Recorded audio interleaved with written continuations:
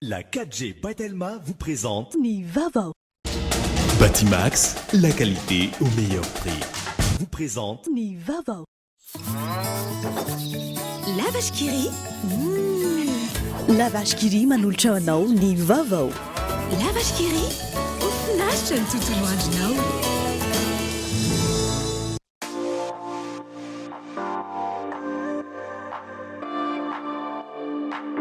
Luxor, le plaisir du confort. Nolotra anao ny fampalalam-baovao.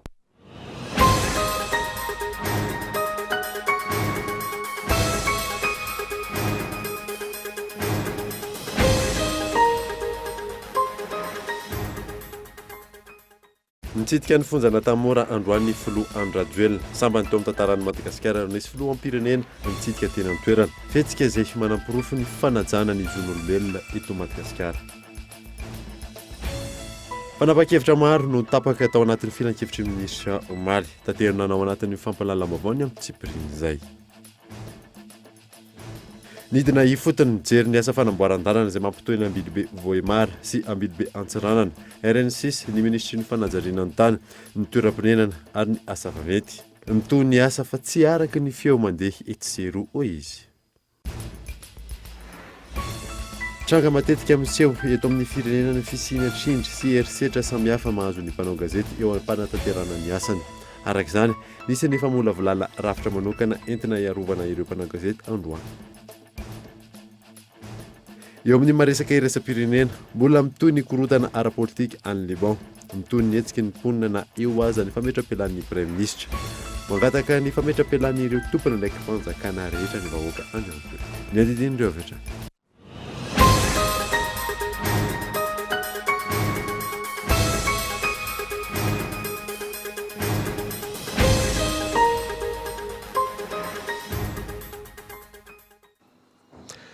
Finaritra tompoko lasy sy tompoko fotoana vaovao eto amin'ny Koltivika Manasanoara anaraka izany hatramin'ny farany. Nanombotsika ny vaovao nitsidika ny fonjana tamora androany ny filoha Andrajoelina sambany teo amin'ny tantaran'i Madagasikara no nisy filoha ampirenena nitsidika toerana. Fetsika izay manampirofo ny fanajana ny zon'olombelona eto Madagasikara. Rasona Andry.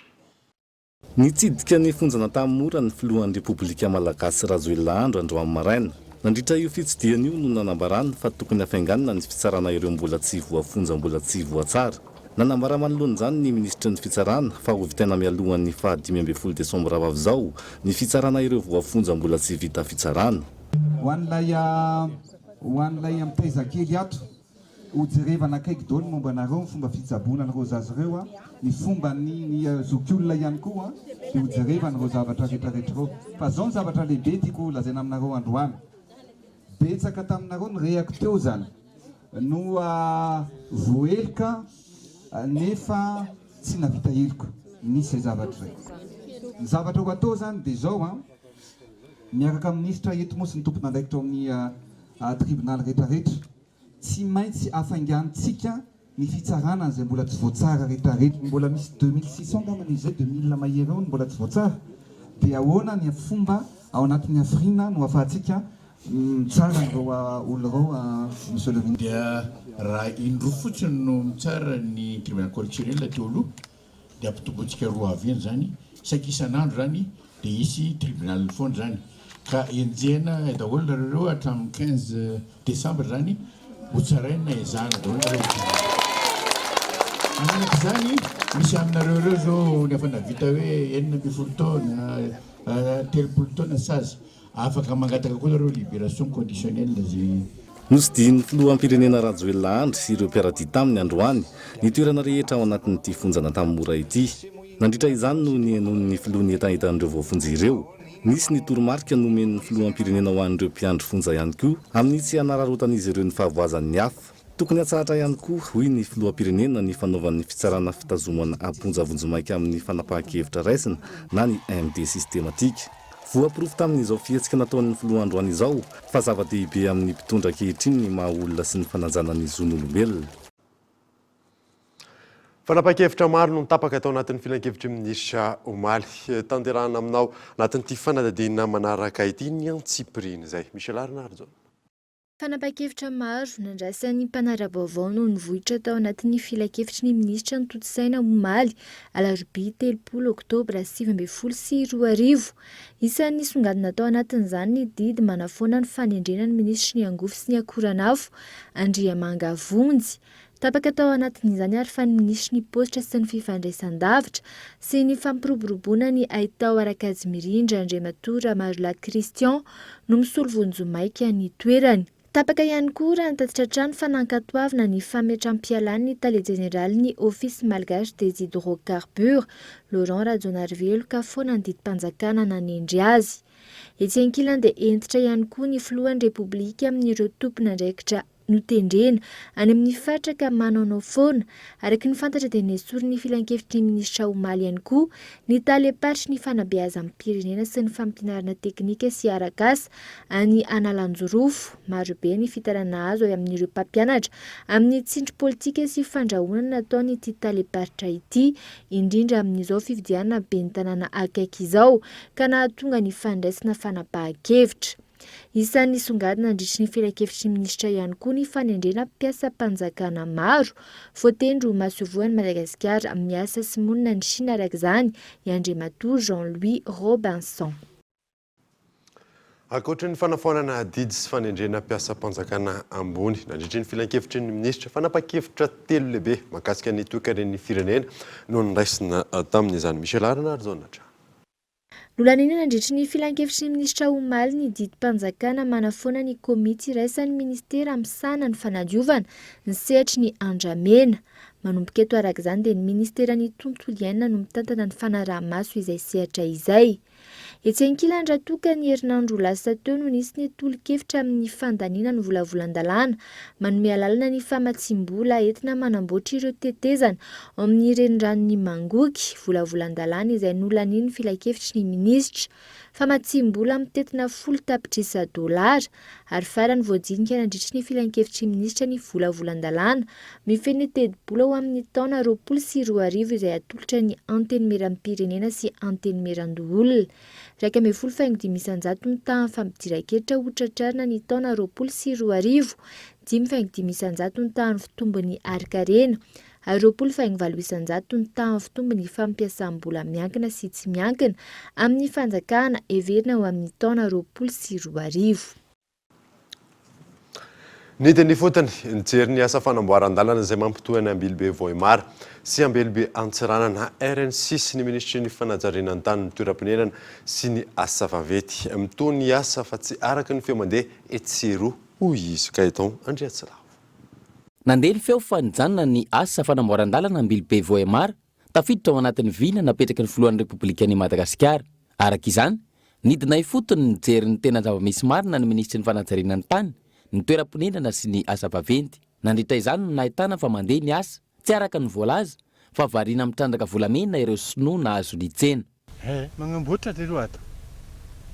Iya, sisy rabe firy ireo ato tegna hitako miezaka ireo famboarana lala. Aligny matsagna. Araka fetako izy doko mety ho efa andro godoro doko mety boka ambakirano alaka Ambilobe. Io kirika doko mety nitiko ny vitandro fotony fa ankiky ny taogno. Iya. Nisy ny fionana natao tamin'ireo orinasa miandraikitra ny fanamboarana, fotoana nahafahana nijery ny fivoatry ny asa.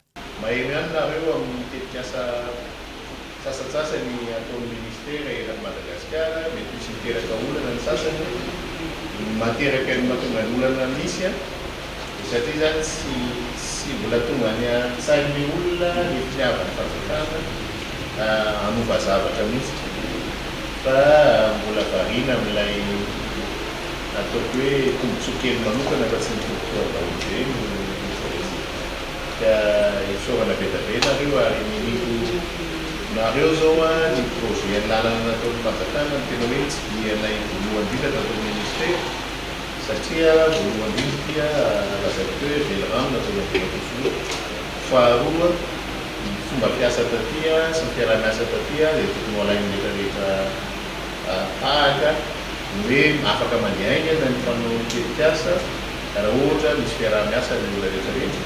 Taorin'izay Nisy ihany koa ny fitsidihana ny fanamboarana ny tetezana ao Marivo Rahona PK 581+900 amin'ny lalam-pirenena fahaenina sy ny fefiloha vaky nahatonga ny lalana tapaka sy ny tanàna ho dibo-drano.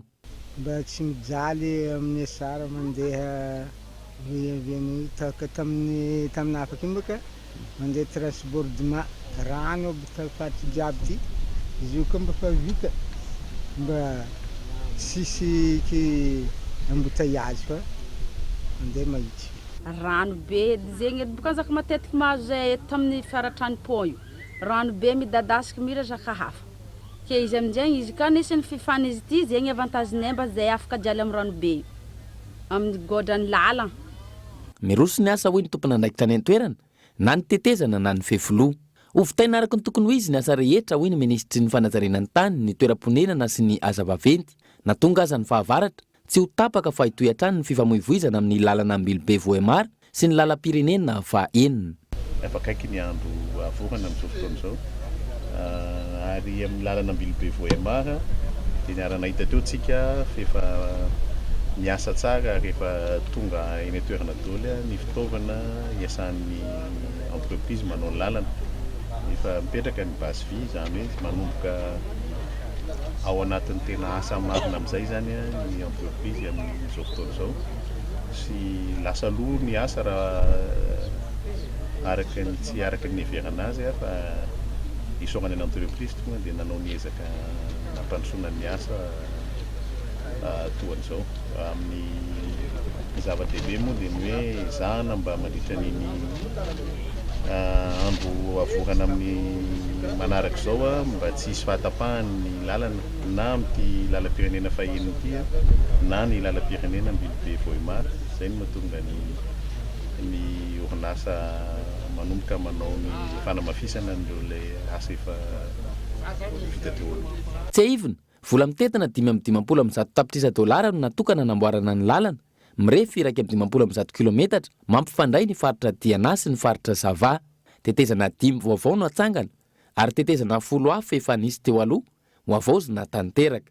Olona mihoatra ny 7 hetsy sy iray tapitrisa no ahazo tombony mivantana amin'izany. Mizotra araka ny tokony ho izy amin'izao fotoana izao ny fanavaozana ny lalam-pirenena faharoa izay mampitohana Antananarivo sy Toamasina.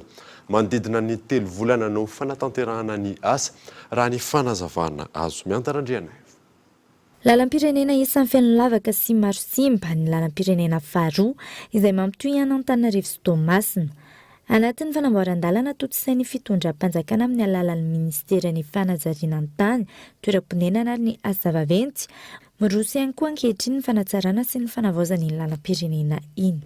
Ny fanamboarana tao ohatra eto dia misy ny fanarenana hoe point noir, izany hoe ireo ampahan-dalana tena efa simba be dia ho averina ho avoazina tanteraka, misy ampahan-dalana ho avoazina tanteraka. Dia na ny point à-temps koa hoe fanaovana fanetsemana ireo lavaka kelikely. Ny tanjona dia mba tsy hisian'ny lavaka sy lalan-dratsy intsony no amin'ny lalam-pirenena faharoa. Mandrina ny 3 volana araka izany ny faharetan'ny asa. Izany fanavaozana atao ny fanampenana ireo lavadavaka amin'ny lalana. Tsy ny eto Toamasina ihany, anatin'ny tetika sam-panjakana ny fanatsarana ny lalana eto Madagasikara. Isan'izany ny fanamboarana ny lalam-pirenena fa 470 araka ny efa notanterana teto amin'ny fampalalam-baovao. Amin'ny ankapobeny ny fanamafisana ny fikarohana momba ny teny sy ny fikarohana siantifika no lahara-pahamehana ho an'ny Akademia Malagasy amin'ny ity taom-piasana 2022 ity. Namporisika ireo akademisiana iroso lalina amin'izay ny Praiministra tamin'ity androany ity. Manana ny anjara toerany mazava manoloana ny rivotra mitsoka ho entin'ny fanatotoloana ny Akademia Malagasy. Taoriany fanehoanam-pahabe maso ny famaritana ny politika pirenena momba ny teny. Isan'ny asa maika ho an'ny Akademia Malagasy amin'ny ity taona 2022 ity ny fanamafisana ny fikarohana momba ny teny sy ny fikarohana ara-tsiansa amin'ny ankapobeny. Fipetra enditra. Tsapa fa namaro aza ny vokam-pikarohana sy fandiniana vitan'ny Malagasy indrindra ny tanora. Dia mbola misy ireo sakana samihafa tsy azahoana mampisarotra azy ireny ho fikaroana manara-penitry ny fahaizana mampalalana ankapobeny eran'ny tato ka mihevitra ny akademia indrindra ny fiarah-miasa amin'ny université fa adido ny mitrandraka hatrano ny ahafahana mampitombolenta ny asa fikaroana eto ny firenena sy amin'ny ezaka hanampina azony akademia atao amin'izany fotoan'izany ary efa namaritra lohevitra matotra hatrany ireo sokajy efatra ka tsy ho fikaroana feky fikaroana fotsiny fa fikaroana hiatraika amin'ny fiarahamonina no atao. Nandrisika ny akademia malagasy rosolalina amin'izay asa fikaroana izay ny prime ministre lehibe ny gouvernemanta nandritra ny fandraisam-pitenenany. No mafisiny tamin'izany ny mahazava-dehibe ny fikaroana eo amin'ny lafiny fampandrosoana indrindra amin'izao kion-dalana lalovan'ny firenena izao. Tsy misy fivoaram-pirenena raha tsy misy ny fivoaran'ny fahalalana ary raha tsy misy fikaroana ara-tsiansa mahomby sy mitodika amin'ny filan'izay fampandrosoana zany ka zay indrindra no hitodiako aminareo etoana. Ny tenako dia mampatsiahy sy manentana ary miantso antsika rehetra hitodika bebe kokoa amin'ny fomba mampahomby izany fampandrosoan'ny pirenena zany amin'ny alalan'ny fampiroboroboana ny fikaroana ara-tsiansa sy ny fivoaran'ny fahalalana mba hitsinjovana ny soa iombonana. Androany no totosa tetsy amin'ny foibe toeran'ny akademia malagasy Tsimbazaza ny fanokafana ara-pomba ofisialy ny tao-piasana 724 izay ny alohan'ny tatitry ny asa vita ny taona 724 nampiarahana tamin'izany ihany koa ny fanondrotana mpikamana vaovao anatevin-daharana ny akademia malagasy izay notronony ireo tompon'andraiki-panjakana isa-tokony. Totosa androany teny Ampandrinomby ny famindram-pahefana teo amin'ny minisitry ny rano ny angovy sy ny ankoranafo taloha sy minisitra absolotoerana nanamafy ny fahavononany anoho ny asa vita ho fanatratrarana ny tanjon'ny fitondram-panjakana ny minisitra Ramarolahy Christian. Ny fanohizana ny asa vita teo anivon'ny ministeran'ny rano ny angovy sy ny ankoranafo io ny lahateny nataon'ny minisitra Ramarolahy Christian izay voatendry hitarika avonjimaika ity ministera ity nandritra ny famindram-pahefana teo aminy sy minisitra teo aloha Andriamanga Vonjy. Antsoavo no natao no an'ny mpiara-miasa anivony ity ministera ity anatratrarana ny tanjony. Tiako azavaina amin'ny vahoaka malagasy dia tsy moramora ny manarina mio resaka angovo sy ny resaka rano sy ny resaka hidrocarburant. Fa ho manarakaraka an'izay dia fantatsika tsara ny fahasahiran'ny vahoaka malagasy amin'ny resaka rano izay tsy afenina fa tena mafy be mihitsy manarina an'izany satria araka ny teneninao monsieur le ministre hoe ny rano eto Antananarivo natao hoan'olona 300 000 nefa zao tsika fa 3 millions ka adidy sy andraikitra mazefatra no apetrany filoam-pirenena sy ny premier ministre eo atsoroko amin'izao fotoan'izao. Mitovy amin'izany koa fantatro fa tsy ho vitako daholo ny zavatra rehetrarehetra izay ampianainy ny vahoaka malagasy ary anatin'ny fotoana fohy fa dia manantena fa nareo mpiara-miasa atao ministeran'ny angovo sy ny rano sy ny hidrocarburant dia nampy amin'izany. No mafisiny hatrany fa isan'ny ministera sarotra tantanana no ny maha-ministera iankinan'ny fiainam-pirenena azy ny ministeran'ny rano ny angovo sy ny ankoranafo. Tsy maintsy ezahana araka ny nambarany ny andratratrarana ny tanjona araka ny fanambin'ny filohan'ny repoblika. Androany no totosa tetsy amin'ny foibe toeran'ny ministeran'ny rano ny angovo sy ny ankoranafo Ampandrinomby ny famindram-pahefana teo amin'ny minisitra Roatota. Fikambanana maro samihafa ankehitriny no namanambara fa manohana ny candidat ben'ny tanàna Antananarivo laharana faefatra naina Andrizitoaina. Totosa androany ihany koa ny fampifanana ireo solitenan'ny tanora avy ao anivon'ny fokotany eto Andrenivohitra amin'ny lafin'ny fahadiovana. Henri Flora.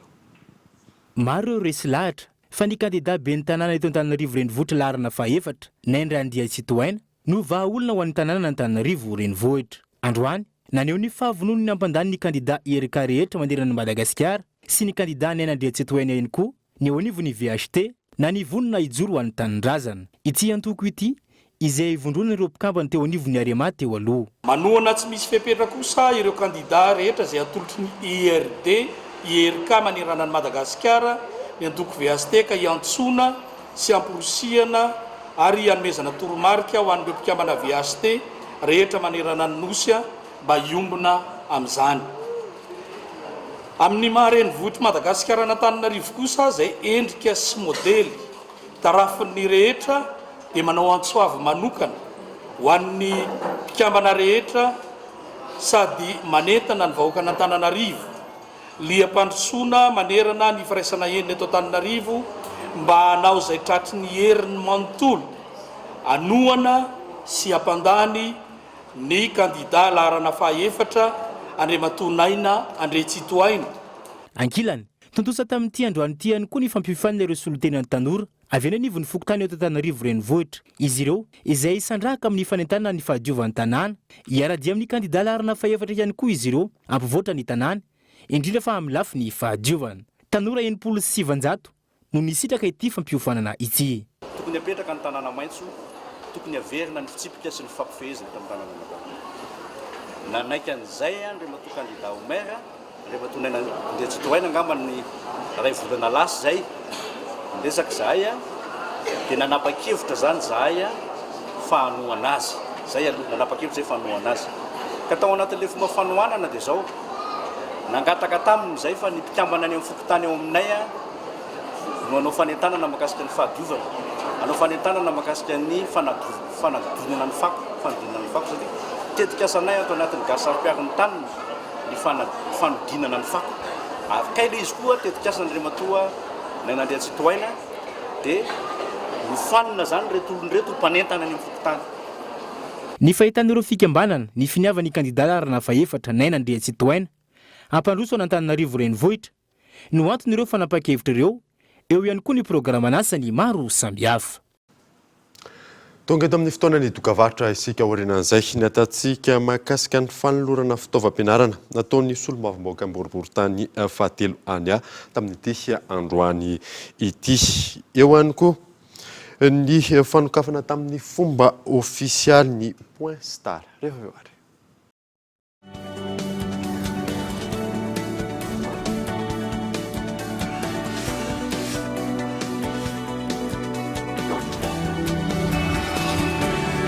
Tombola mivoly 100 000 ariary no azonao amin'ny fisariana rehefa manao wallet to bank ianao amin'ny herinandro ity. Mandray anjara fa olona 10 be zao no sariana. Tsindrio fotsiny dièse 11 étoile 1 dièse. Mvola, tsotra, aingana, azo antoka.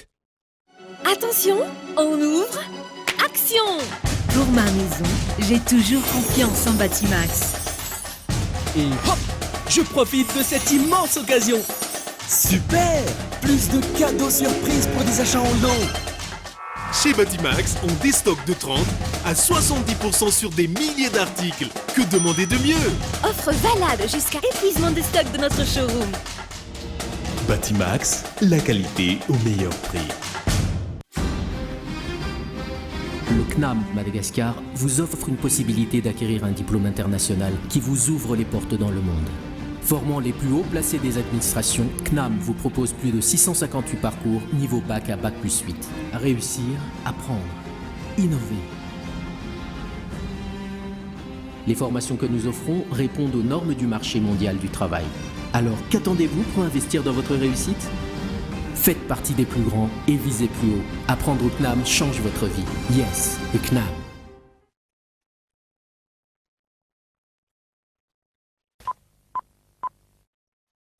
I like to move it, move it. I like to move it, move it. I like to move it, move it. You like to move it. I like to move it, move it. I like to move it, move it. I like to move it, move it. You like to move it. I like to move it, move it. I like to move it, move it. I like to move it, move it. You like to move it. I like to move it, move it. I like to move it, move it. I like to move it, move it. You like to move it.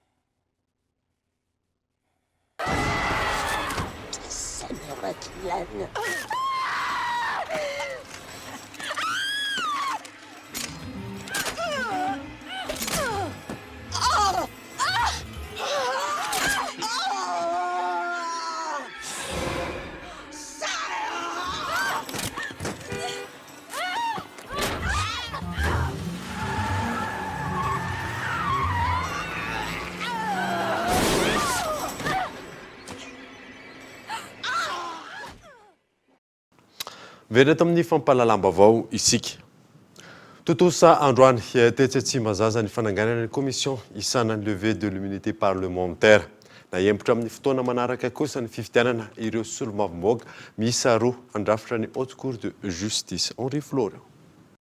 Komisiona iray vonatsangana eo anivony anteny miram-pirenena ao anatin'ny fitsipika ifampifezany solomavombahoaka ny komisiona isana ny levée de l'immunité parlementaire. Mpikambana miisa 10 no andrafitra ity voamera ity, ny efatra amin'ireo avy amin'ny groupe parlementaire TIM sy ny GPR, ny ambiny kosa avy amin'ny IRD. Tontosa tamin'ity androany ity ny fifidianana izay filohan'ny voamera maharitra ity.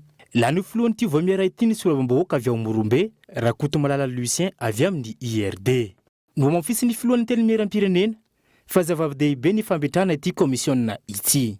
Sana anapa-kevitra rehefa avy manara-maso dia anapa-kevitra ny mahakasika ny tena fiainan'ny parlementaire, ny fiainan'ny solomavombahoaka zany eo amin'ny lafiny fanenjehana na fampidirana ponja na koa hoe fisakanana ny fahalalahana. Isana ihany koa nefa io eo amin'ny fanesorana an'ilay fierovana azy, an'ilay immunité raha toa ka ilaina koa ny anesorana ny immunité. Isana ny zavatra zany io voamera io. Ka io moa zany hisy filohany ary hisy mpikambana fa ny filohany zany no fidiana androany. Ankilany na hemotra amin'ny fotoana manaraka indray kosa ny fifidianana ireo solomavombahoaka miisa roa andrafitra ny HCJ na ny haute cour de justice izay tokony atao tamin'ity androany ity noho ny fahavitsiana ireo solomavombahoaka miatrika ny fivoriana ara-potoana eny Tsimbazaza. Mpianatra manodidina ny 700 no nitolorany solomavombahoaka boriboritany fahatelo ania fitaovam-pianarana tamin'ity androany ity. Tanjona ny anomanana ireo tena sahirana eo amin'ny tontolon'ny fampianarana raha ny fanazavana azo. Miantarandriana eo. Fitaovam-pianarana toy ny kitapo sy kahie no nozarain'ny solomavombahoaka ny boriboritany fahatelo ania ho an'ny mpianatra teto amin'ny EPP boriboritany fahatelo miisa mahery ny 300 androany. Tanjona ny anampiana ray aman-dreny amin'izao anatin'ny fotoanan'ny fiantomboan'ny fianaran'izao. Tanjona izy mazava ho azy anampiana ny ray aman-dreny zany mba hoe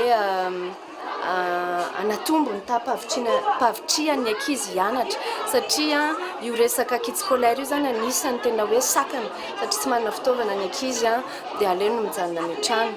Dia nitsongaina manokana zany reo ray aman-dreny marefo izay zany no natao isaky ny EPP teto amboriboritany fahatelo. Tsy vao izao ny hetsika sosialy nototosain'ny solomavombahoaka ania. Efa nisy ny fanohanana ny mpianatra mialohan'ny fanadinana CEPE amin'ny mareny mpiay azy eto amin'ity EPP ity.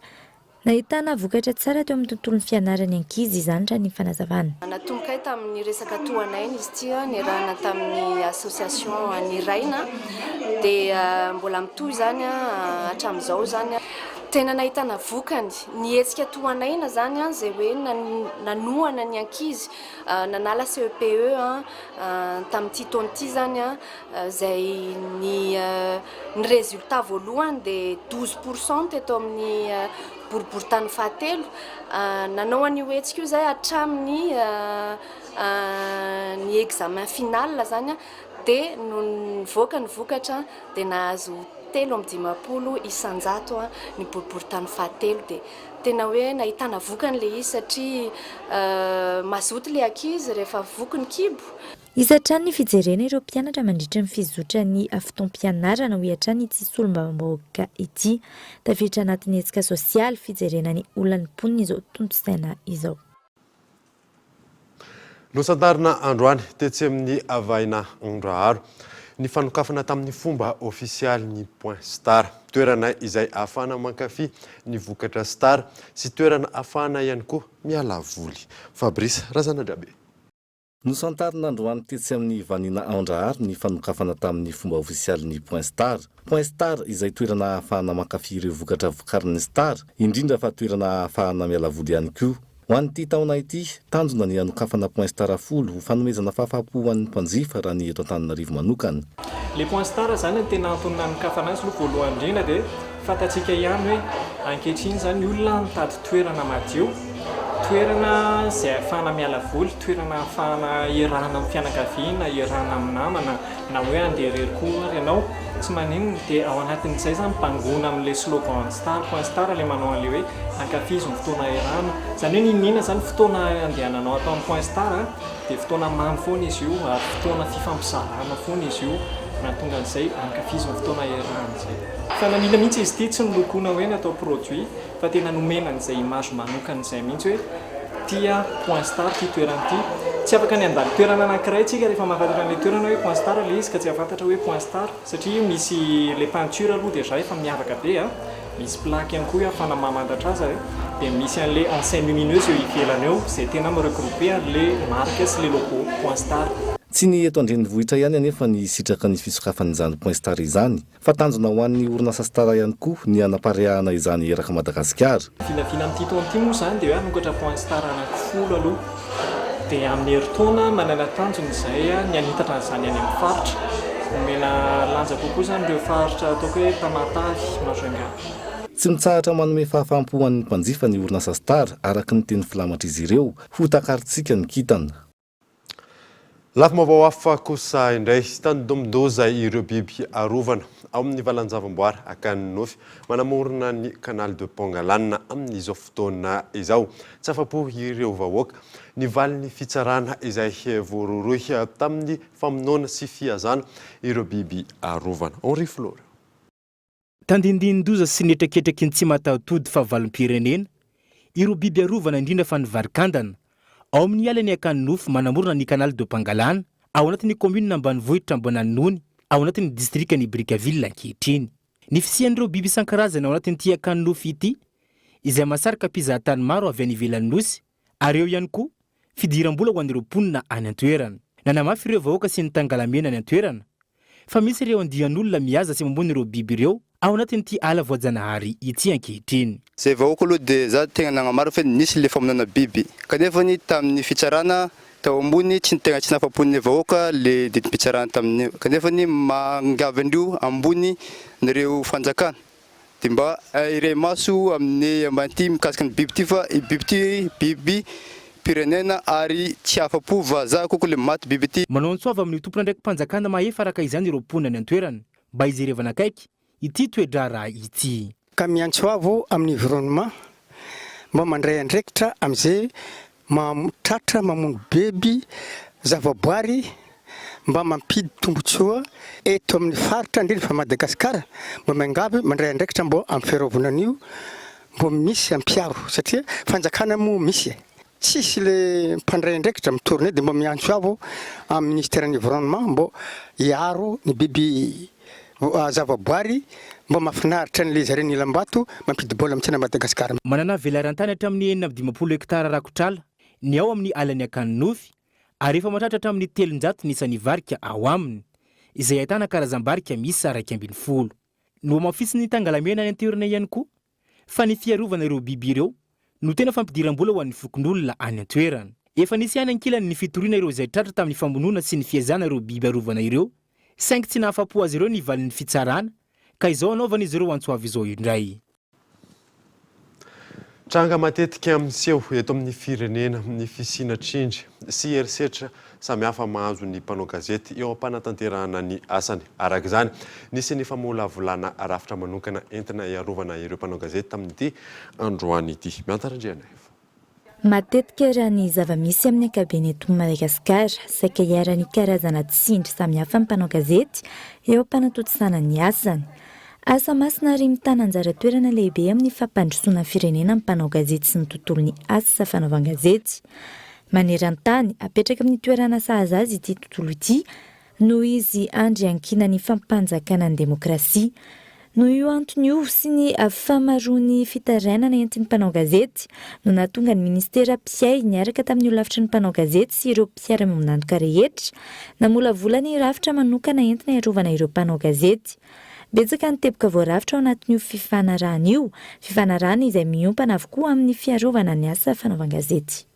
Olona olana izay mitranga rehefa eo ampanatotosana ny asany mpitandro filaminana mahita hoe voaelingely izy indraindray eo ampanatotosana ny asany mpanao gazety koa mahita hoe masika loatra koa mpitandro filaminana indraindray amin'ny fanatotosana ny asany ireo anefany dia singa anankiroa tsy afaka misaraka rehefa eny atiany zany dia zay ny ainga tamin'izay filany zay ny fifampiresahana zany ary navadika le izy fifanaraha mpiara-miasa dia voasin'io io ny fifanaraha mpiara-miasa fa kosa fanatotosana zay mbola mila fifanantonana ohatra hoe tokony miala firy metatra ao anatin'ny kianja anankiray somary mafampana ny mpanao gazety fanatotosana zay zany misy lafiny teknika zay mbola ilaina fifanantonana eo amin'ireo sehatra anankiroa ireo fa kosa efa zava-dehibe fa dingana ray lehibe indrindra amin'ny lafiny demokratika ny fifampanantonana ohatr'izao indrindra fisina fifanaraha mpiara-miasa mba ho fiarovana ny ain'rotonto ny zava-dehibe aloha dia vita amin'ny fanaovatry ny ariditra amin'izay lafiny teknika izay amin'izay hoe ohatry ny ahoana zany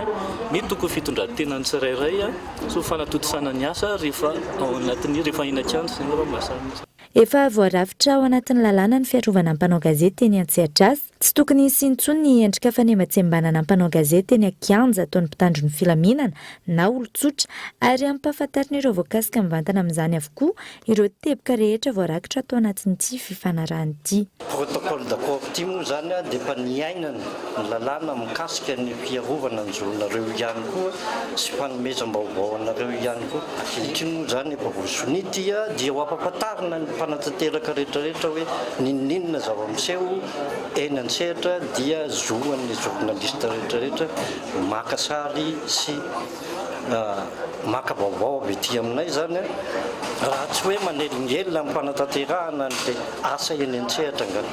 Nanamafy ny tale jeneraly ny serasera ao anivon'ny ministera fa fanamgoavana efa napetraka ity departemanta ministerialy ity hatramin'izay ny ametrana ny fahalalahana amin'ny asa fanaovana gazety eto Madagasikara. Zava-dehibe ny fanaovana fifanarahana tahaka izao mba hisiany tena fampanjakana ny demokrasia amin'ny alalan'ny fanomezana sehatra manokana mpanao gazety miantsehatra amin'ny asany.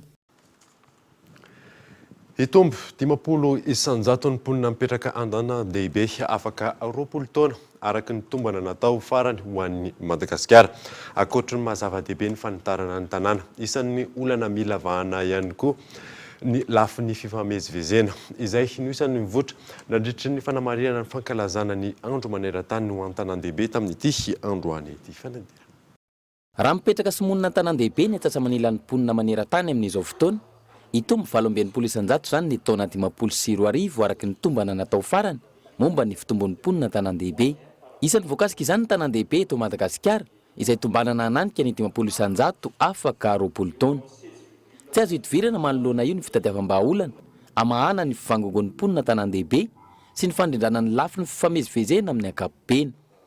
Efa mitsinjo izany ny fitondram-panjakana toy ny tetikasa fananganana tanàna vaovao sy ny paikady hoentina handrindrana ny fifamoivoizana. Misy 3 types zany le système de transport proposé ao anatin'ny carton. Ny voalohany le transport rapide par autobus, le tenen'ny Gaël teo hoe BRT, dia igny manao connectivité nord-sud, zany hoe le menamena zany fa maninona ny nord-sud satria nord-sud amin'ny Grand Tana misy centre d'intérêt économique matanjaka be anankiroa mila ampifandraisiny Tanjombato ary ny faharoa avaratra mandalo anakoron-dranon-draharo ary ny afara amin'ny aéroport'ny Ivato. Transport par bus zay plutôt mampifandray ny andrefana sy ny atsinanana. Misy Ambomangakely, misy Ampitapafika, misy Sabotsinamena, misy Anosavaratra Ambodifasy ny Ivato, misy Tanamasandrana, misy Tenarivo. Dia zay le connectivité est-ouest zay indray zany ny proposé tatao mandeha transport par bus. Izany hoe zanatratrary nametrana ny tanan-dehibe ho fanohitra ho an'ny fampandrosoana eto Madagasikara araka ny loha-hevitra innovation et vie meilleure pour les générations futures nentin'ny ministera ny fanajerena ny tany ny toeram-ponenana sy ny asa vaveny nanamarihana ny fankalazana ny andro maneran'ny tany ho an'ny tanan-dehibe androany. Maresaka iraisam-pirenena mbola mitohy ny korotana ara-politika any Liban mitohy ny hetsiky ny mponina na eo azany fametra-pialan'ny Premier Ministre mangataka ny fametra-pialan'ireo tompona ndraiky mpanjakana rehetra ny vahoaka any an-toerany fanadina ao amin'ny sariny France 24. roa herinandro izay no nisy nietsika ao Liban nametra-pialana ny praiministra libanais saingy tsy nampijanona ny hetsiky ny mponina izany. Nanomboka alina noverina indray ny fanankan-andalana raha toa ka efa noverina tamin'ny laona izany ny maraina. Isan'ny voalazan'ireo mpanao fihetsiketsehana ny hoe laloatra ny fandraisana ndraiky sy ny filoham-pirenena, isan'izany ny fanendrena praiministra vaovao. Tsy vaovao Liban ny fitavozavozana amin'ny fandraisana fanapa-kevitra hoy izy ireo. 7 volana raha tsy ahivana vao niforona ny governemanta. Ireo rehetra ireo izay nandrisika azy ireo hiverina hidina an-dalambe indray. Hatreto izany ankoatra ny fametra-pialana ny governemanta iray manontolo, mitaiky ihany koa ireo mpanao fihetsiketsehana ao Liban ny fialana ireo tompona ndraiky mpanjakana rehetra, fa indrindra ny fanendrena tsy misy atakandro ny praiministra vaovao. Andrasan'ny rehetra ny fandraisam-pitenena ny filoha libanais. Dia iny maresaka iraisam-pirenena indray manakatona vaovao tamin'ity alina ity. Ankatrany ianao nanaraka izany soavamandro ty veloha mifodalo tompoko.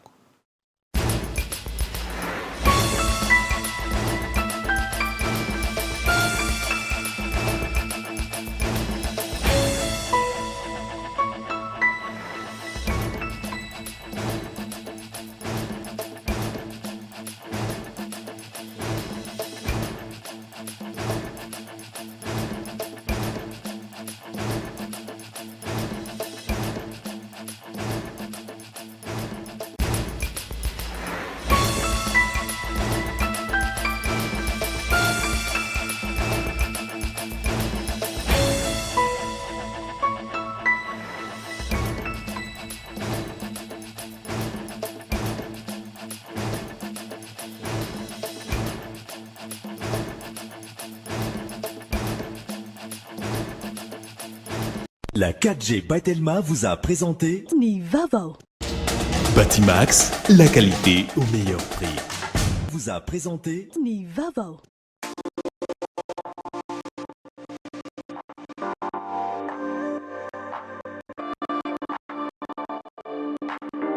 Luxor, le plaisir du confort. Nanulcha no teu ni fampalalambaovao.